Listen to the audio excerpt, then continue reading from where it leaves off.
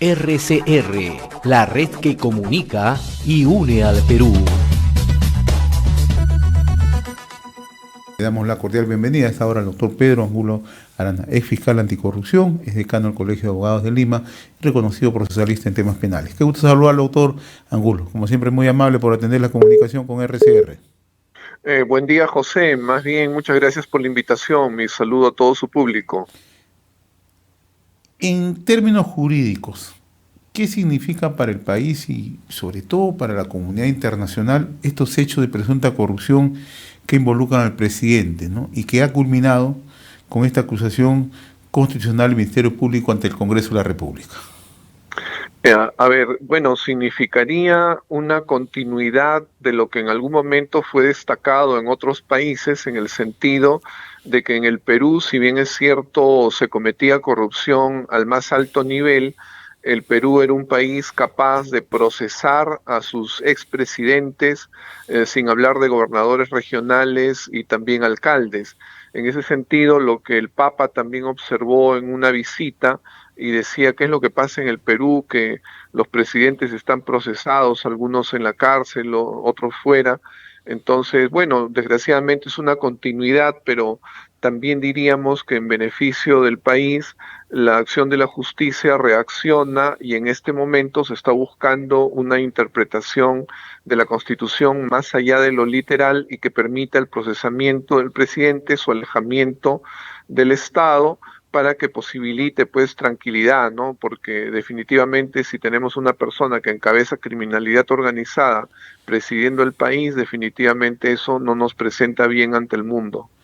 Desde las funciones del Ministerio Público, de la Fiscalía de la Nación, ¿no?, de fiscalizar, perseguir el delito, ¿está bien planteada, bien argumentada la acusación constitucional? Usted ha sido en su momento fiscal anticorrupción. ¿Cómo observa esta denuncia constitucional presentada por la fiscal Benavides?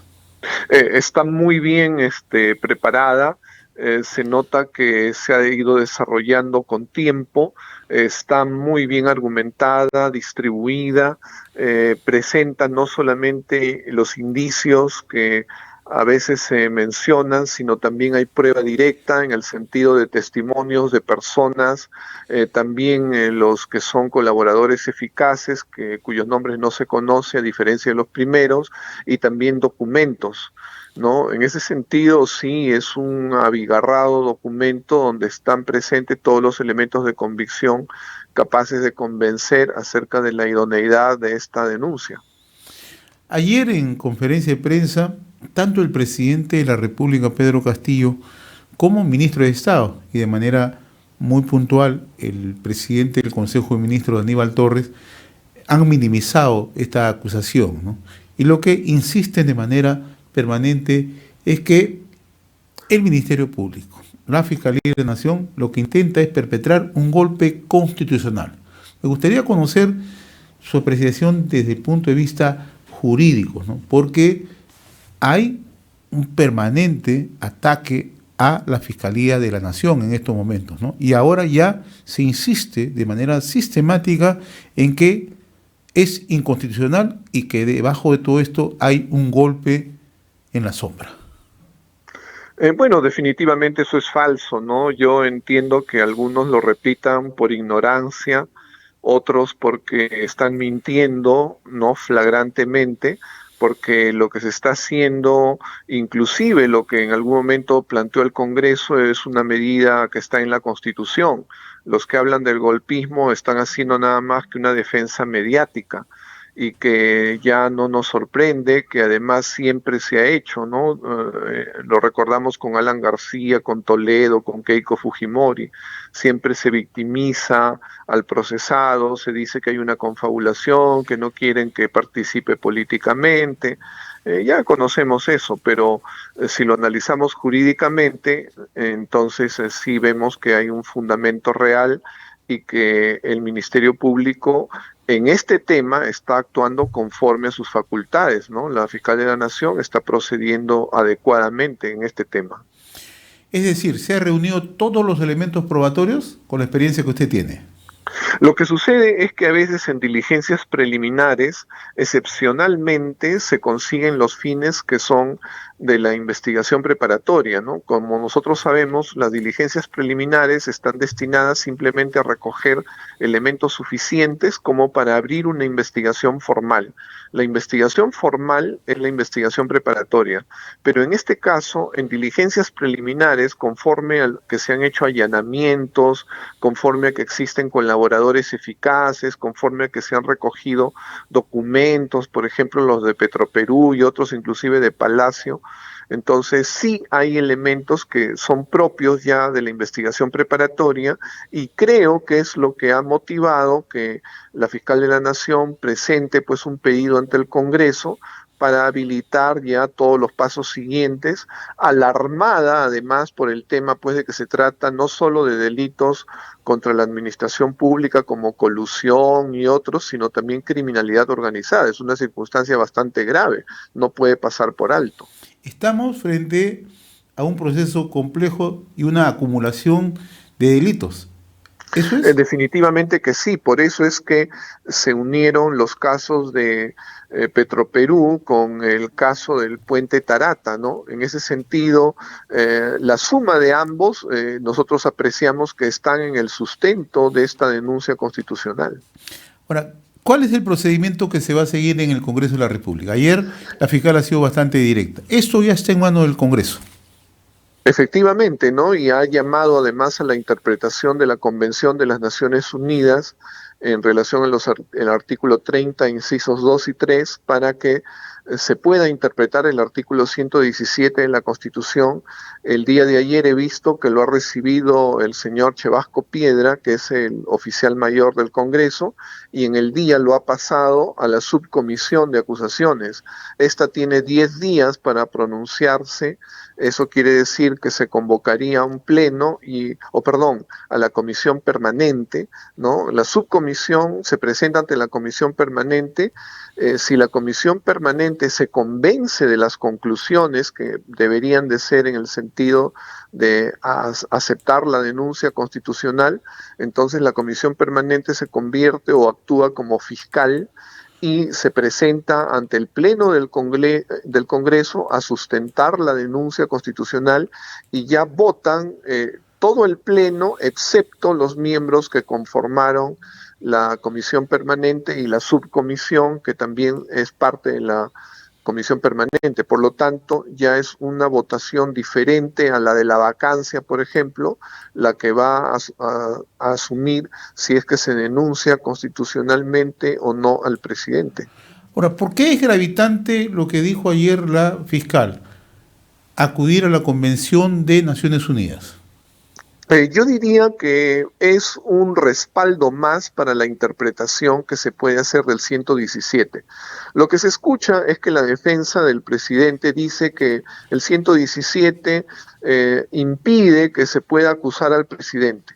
Esa interpretación en términos constitucionales es una interpretación literal. Es una de las 7 interpretaciones de que se puede hacer de la Constitución conforme al Tribunal Constitucional. Hay otras interpretaciones que van más allá de lo literal, porque si nos quedáramos en lo literal, por ejemplo, la Constitución también dice que el Jurado Nacional de Elecciones es la última instancia en temas electorales. Y es así. Pero suponiendo que el mismo Jurado Nacional de Elecciones en última instancia desconoce derechos fundamentales, querría decir que eso es irrevisable. No, señor. El Tribunal Constitucional es el más alto nivel de revisión de la Constitución e intérprete de la misma y por lo tanto ha revisado ya sentencias del Jurado Nacional de Elecciones y le ha corregido la plana. Igual, la defensa de Vladimiro Montesinos decía que él tenía derecho a un juez, el juez precedente, ¿no? Conforme a la ley.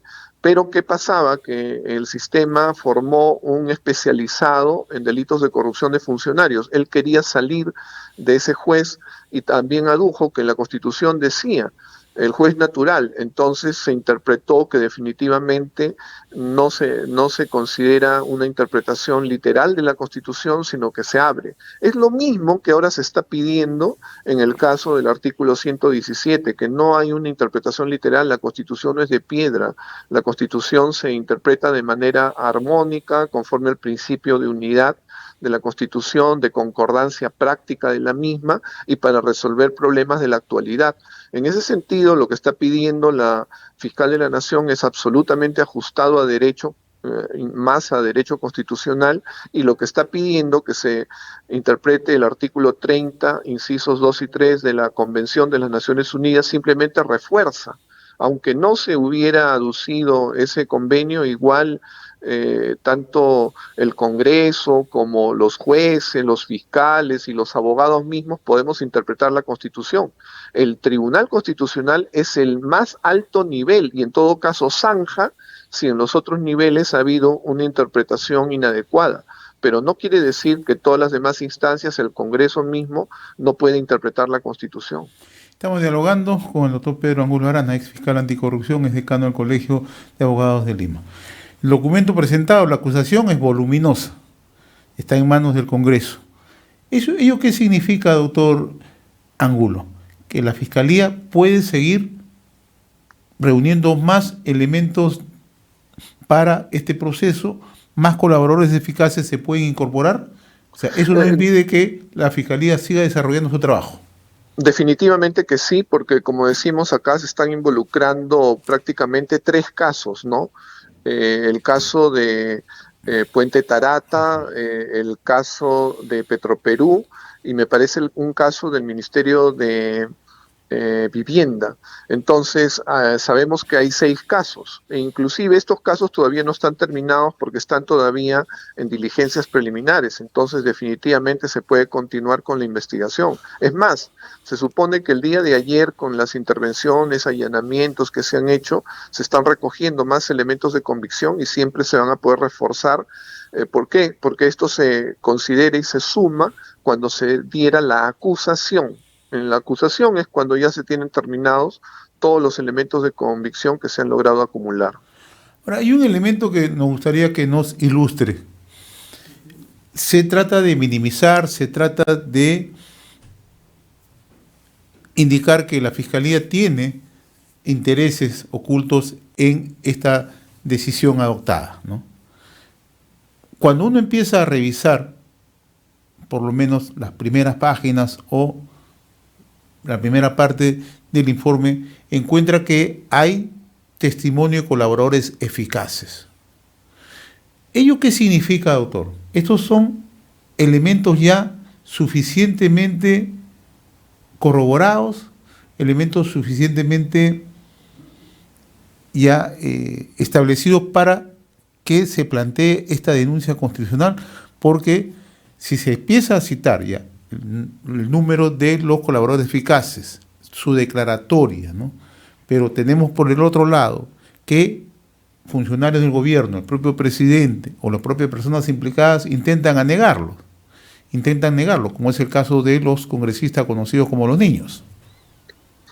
Bueno, siempre hay interés en negar y va a ser probablemente la mecánica que van a utilizar, dado que jurídicamente no hay argumentos para contestar. O sea, digamos, el hecho de que se victimice al presidente, que se siga hablando como ayer lo hacía el premier de que es un chotano y que es un maestro, o sea, eso en defensa jurídica pues no imaginemos que va a servir, por ejemplo, en Costa Rica, ¿no? Si quisieran revisar alguna de las denuncias, investigaciones que se están haciendo, eso sería risible. Acá lo dicen porque hay gente que lo cree y lo repite. Sí, el presidente es inocente. Entonces ellos están trabajando para un público, pero jurídicamente pues no tienen ningún nivel, ¿no? O sea, es penoso más bien, es denigrante para un abogado tener que defender en esos términos, ¿no? En vez de que sean jurídicos. Ahora, esta misma acusación presenta hechos que el presidente o los presuntos implicados siempre lo han negado, ¿no? Eso significa que forma parte de todo un trabajo que ha hecho el cuerpo fiscal. Definitivamente que sí, o sea, este recojo de elementos de convicción que son más de 350 páginas es un trabajo bastante serio, ¿no? O sea, no es nada deleznable, definitivamente. Doctor Pedro Angulo, como siempre muy reconocido por esta comunicación a través de RCR, Red de Comunicación Regional. ¿Qué cree que va a ocurrir hacia adelante, ya en materia jurídica? Y yo pienso que la subcomisión va a ser suya la denuncia y en ese sentido lo que se espera también es que se asesoren debidamente, ¿no? El Congreso tiene condiciones como para asesorarse y eso es lo que debería de hacer simplemente. Y lo que ayer también ha vuelto a reiterar la fiscal de la Nación, ¿no? Que hay amenazas, que intenta coaccionar, se intenta silenciar, ¿no? Esto es una alerta. Es evidente, ¿no? Hemos visto los drones, o sea, lo real es que el gobierno yo creo que ha procedido muy mal y en ese sentido no ha sido la mejor manera tampoco el evitar hacer una declaraciones ante la prensa peruana, convocar solamente a la prensa extranjera, o sea, se ven cosas que son ridículas, ¿no? Ante el mundo nos están haciendo quedar muy mal. Doctor Pedro Angulo, muy reconocido por esta comunicación con RCR. Ha sido un gusto dialogar con usted. Un gusto también, encantado. Muy amable. Conversamos con el doctor Pedro Angulo Arana, ex fiscal anticorrupción, ex decano del Colegio de Abogados de Lima y un reconocido procesalista en temas penales. RCR, la red que comunica y une al Perú.